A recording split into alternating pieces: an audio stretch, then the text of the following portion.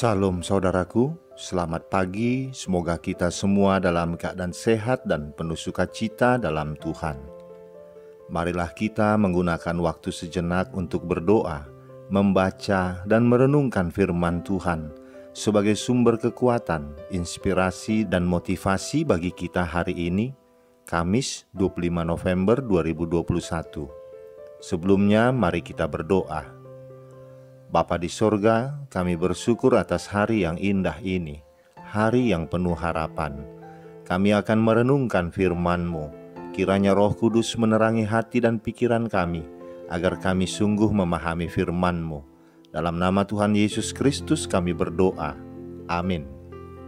Firman Tuhan yang menyapa kita di pagi ini, Yesaya 62 ayat 2. Maka bangsa-bangsa akan melihat kebenaran-Mu, dan semua raja akan melihat kemuliaan-Mu, dan orang akan menyebut Engkau dengan nama baru yang akan ditentukan oleh Tuhan sendiri. Demikian firman Tuhan.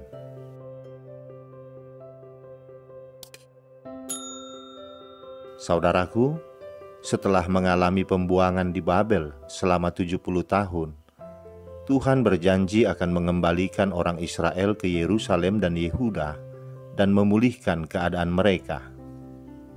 Nabi Yesaya menggambarkan kegembiraan Tuhan bagi mereka. Yesaya juga menjelaskan persiapan yang dilakukan untuk menyambut mereka kembali. Tuhan telah meneguhkan panggilannya atas mereka sebagai umat-Nya yang kudus dan memulihkan kehormatan mereka dengan nama baru. Nama baru itu adalah yang dicari dan kota yang tidak ditinggalkan. Sebab Tuhan telah mencari mereka yang tersebar di seluruh Babel dan membawa mereka kembali kepadanya. Janji Tuhan ini merupakan janji yang sangat istimewa bagi orang Israel. Namun dalam menantikan janji yang istimewa ini, ada dua kemungkinan respon dari orang Israel, yaitu menantikan secara aktif atau menantikan secara pasif. Secara aktif berarti orang Israel tidak berhenti memohon pemulihan dari Tuhan, melakukan introspeksi diri, dan semakin hidup dekat dengan Tuhan. Sedangkan secara pasif, orang Israel tidak melakukan apa-apa, karena berpikir Tuhan pasti menyatakan janjinya. Hal pasif bisa membuat hidup mereka menjadi dingin dan semakin jauh dari Tuhan. Sehingga pada ayat 6 dan 7 dikatakan, "Hai kamu yang mengingatkan Tuhan kepada Sion, janganlah kamu tinggal tenang sampai Ia menegakkan Yerusalem." Mengingatkan Tuhan bukan berarti Tuhan kita adalah pelupa. Namun hal ini agar kita tetap menyadari bahwa kita ini bukan siapa-siapa dan sangat membutuhkan Tuhan. Sebagai orang percaya, ada banyak janji Tuhan yang kita pegang dan kita percaya. Namun kita tidak tahu kapan janji Tuhan itu akan nyata dan bagaimana Tuhan mewujudkan janjinya itu. Oleh karena itu, sikap kita dalam menantikan janji Tuhan adalah sikap hidup yang berdoa. Sikap hidup yang berdoa menjadi penting karena akan membentuk pola pikir dan gaya hidup kita sebagai umat yang senantiasa hidup dengan pikiran yang terarah pada janji pemulihan Tuhan itu.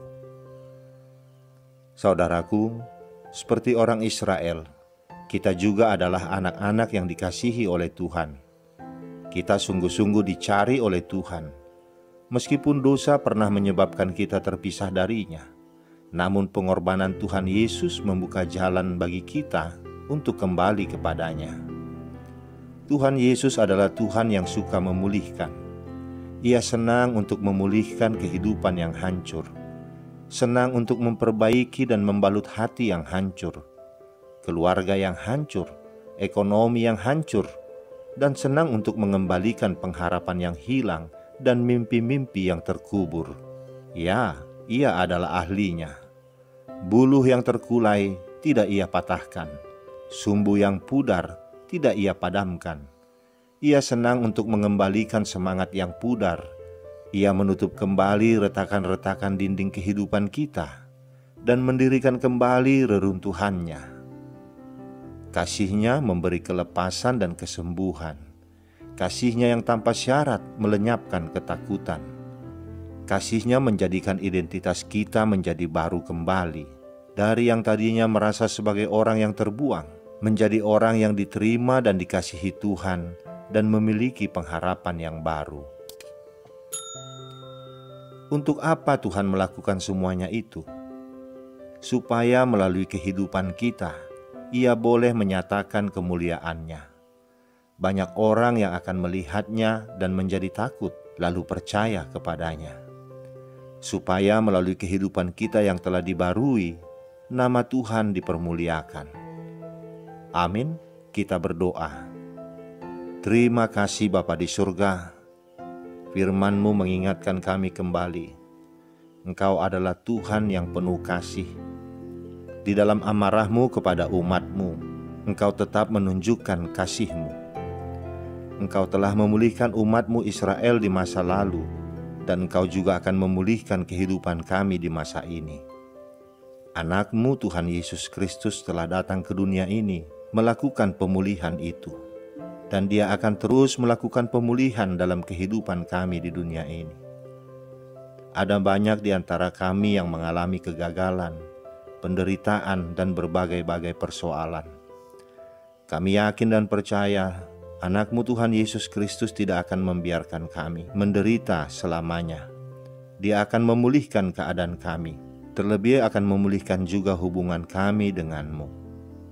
Kami menyerahkan segala kesesakan, penderitaan, dan persoalan kehidupan kami ke dalam nama-Mu ya Bapa.